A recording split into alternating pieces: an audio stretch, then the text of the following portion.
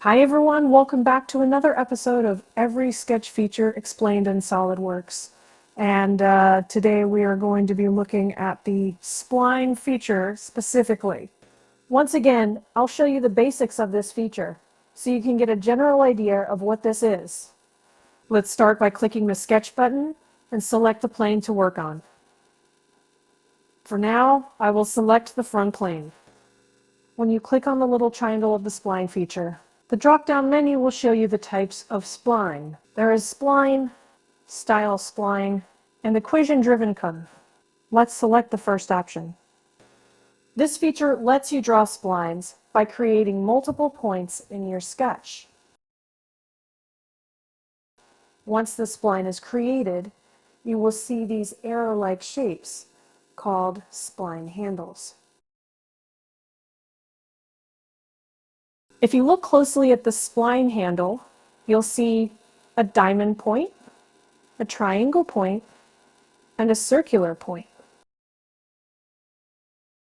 Moving the diamond on the handle allows you to change the angle of the vector at that point. Similarly, moving the triangle on the handle allows you to change size or tangency length of the spline at that point. And lastly, moving the circular point on the handle allows you to control both angle and size at the same time. Another thing to note is that you can add relations to these points on the left here. You can either choose vertical or horizontal relation to restrict the movement of the handle.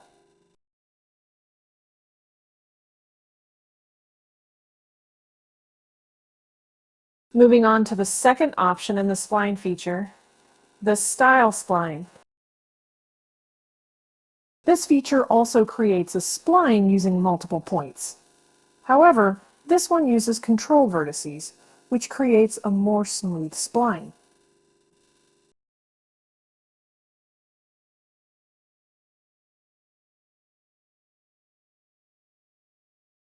You can move the control vertices to control the curvature of the spline.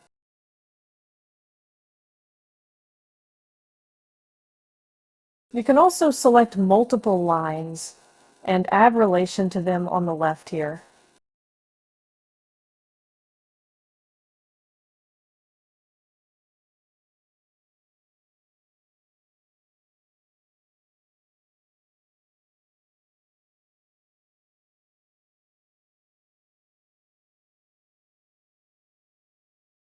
You can also select a particular line and add horizontal or vertical relation to it.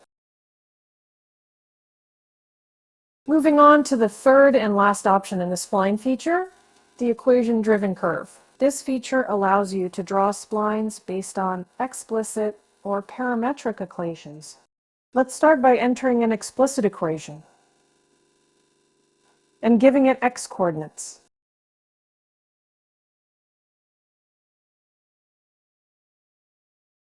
And voila.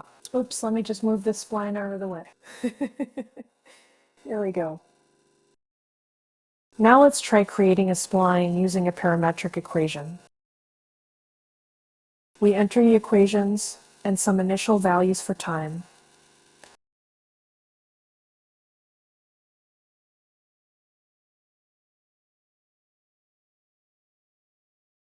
And just like that, we have a spline based on a parametric equation.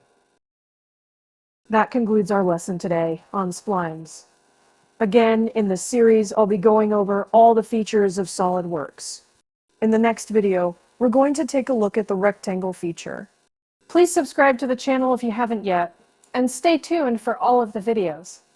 See you in the next episode. Thank you.